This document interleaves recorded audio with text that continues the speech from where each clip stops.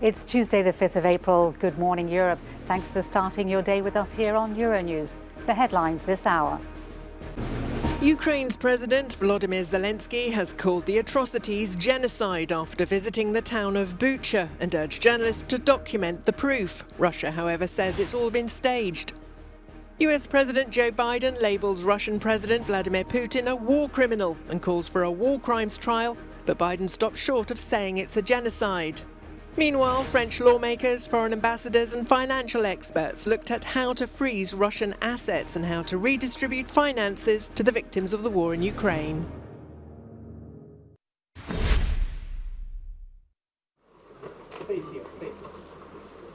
Moscow is facing a global wave of revulsion and accusations of war crimes after the Russian troop pullout from the outskirts of Kyiv revealed streets strewn with corpses of what appeared to be civilians.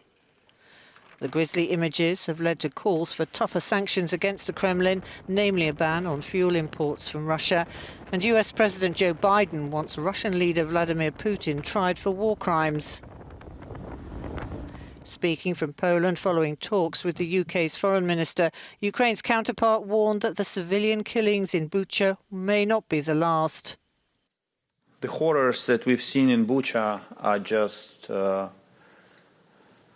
a tip of the iceberg of all the crimes that have been committed by Russian army in the territory of Ukraine so far.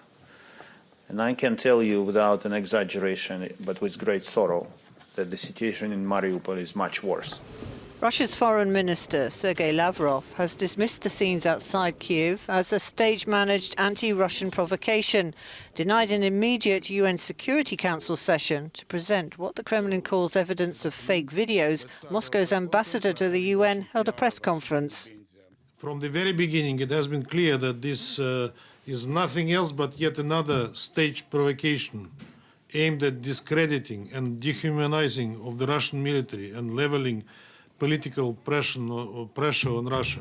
We have factual evidence that proves this point. We intend to present it to Security Council as soon as possible so that the international community is not misled by the false narrative promoted by Kyiv and its Western sponsors. Russia has withdrawn many of its forces from the capital area. It's now pouring troops and mercenaries into Ukraine's east in a stepped-up bid to gain control of the Donbass, the largely Russian-speaking industrial region of Ukraine that includes besieged Mariupol. The British Foreign Secretary Liz Truss is in Poland today, seeking to intensify sanctions against Russia over its war in Ukraine. Citing the civilian killings in a town outside Kyiv, Truss said, "We will not rest until Russia has paid the price for these appalling crimes." Well, last night she met the Ukrainian Foreign Minister Dmytro Kuleba, and today her Polish counterpart Zbigniew Rau.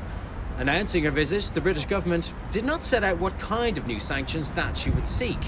London has sought to position itself as a leader in the international response to the invasion of Ukraine. Secretary Truss said that Britain has helped to lead the way with sanctions to cripple the Putin war machine. And she said that Britain will do more to ramp up the pressure on Russia and keep pushing others to do more as well. However, Britain's critics have pointed to its delayed and limited response to the refugee crisis and delays in targeting Russian oligarchs, many of whose wealth is tied up here in London. On Wednesday, Truss will be in Brussels for talks with the G7 and NATO, but there are no reported plans to meet with the European Commission, whose very existence and role in the response to the Ukraine crisis was singularly ignored by Truss in an article that she wrote for a German newspaper just over a week ago. Ty Genwright, Euronews in London.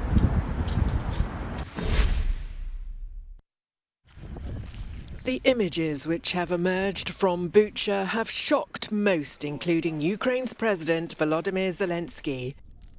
Accusations of war crimes are being made. Euronews asked the president's spokesman, Sergei Nikiforov, if he saw evidence to support that claim. There were people with their hands and their legs tied, right, and with gunshots, with bullet holes in the back of their head. There were people with clear signs of torture. They were half-burned bodies, and I'm talking about civilians, not about the military. I think it allows us to say that it might have been a war crime. There are indications that there is a war crime.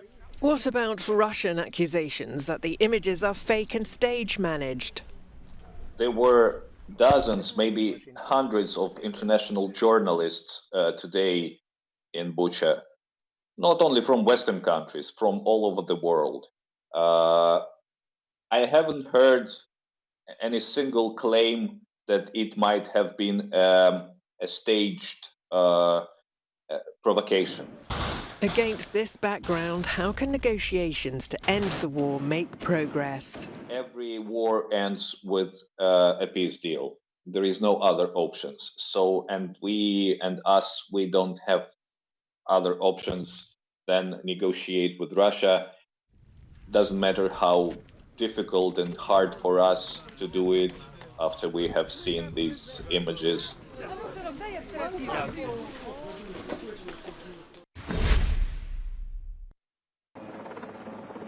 US President Joe Biden has called for a war crimes trial against Russian President Vladimir Putin in the light of dead civilians found in Bucha. He said he'd seek more sanctions against the Kremlin, but Biden stopped short of calling the actions a genocide, as Ukrainian President Volodymyr Zelensky has. You may remember I got criticized for calling Putin a war criminal. Well, the truth of the matter, you saw what happened in Bucha. This warrants him, he is a war criminal. But we have to gather the information. We have to continue to provide Ukraine with the weapons they need to continue the fight. And we have to gather all the detail so this can be have a war crime trial. This guy is brutal. And what's happening in Bucha is outrageous. And everyone's seen it. In a tweet, the President of the European Commission, Ursula von der Leyen, said the EU was ready to send joint investigation teams to Ukraine to document the alleged Russian war crimes and crimes against humanity. Along with the UN Human Rights Council, the US and more than 40 other countries are working together to establish a commission of inquiry. There is a separate independent probe by the International Criminal Court based in The Hague.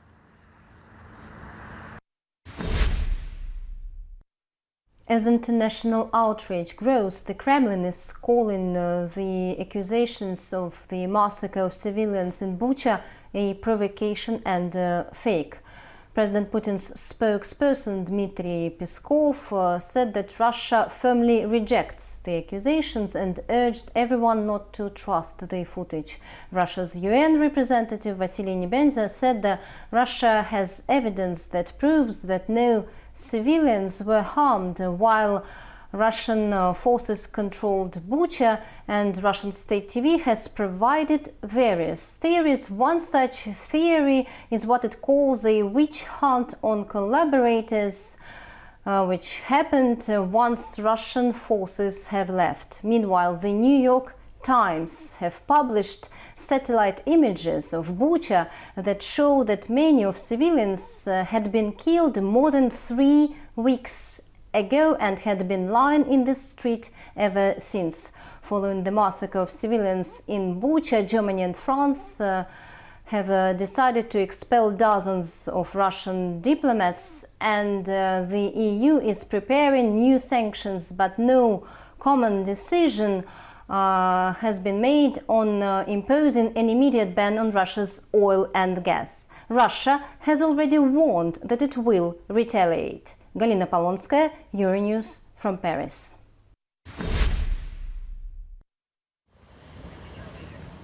It's now or never. That's the stark warning given to heads of state from the world's top body of climate scientists, the Intergovernmental Panel on Climate Change. Its latest report shows that temperatures on Earth will shoot past a key danger point unless greenhouse gas emissions fall faster than current commitments allow. We are on a pathway to global warming of more than double the 1.5-degree limit agreed in Paris.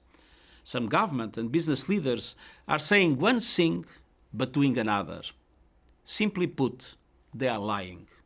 And the results will be catastrophic. This is a climate emergency.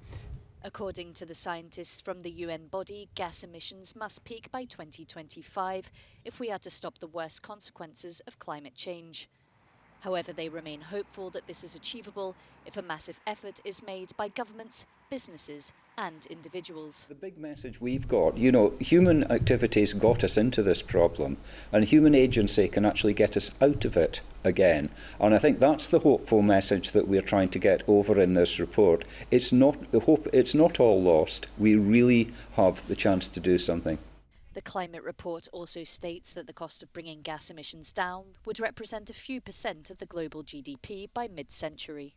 Immediate reductions are also needed across all sectors.